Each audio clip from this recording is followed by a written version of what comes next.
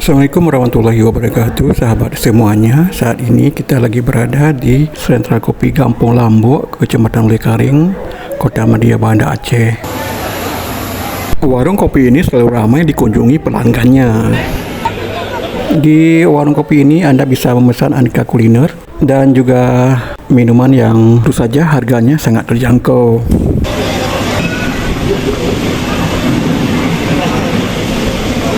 Untuk menuju ke sentra kopi ini sangatlah mudah. Anda tinggal mengikuti jalan di samping Hermes Hotel, terus berjalan sekitar 200 meter, kemudian berbelok ke arah kanan ke jalan menuju Rumah Sakit Zainal Abidin. Nah, tak jauh dari belokan itu Anda akan menemukan sentra kopi ini.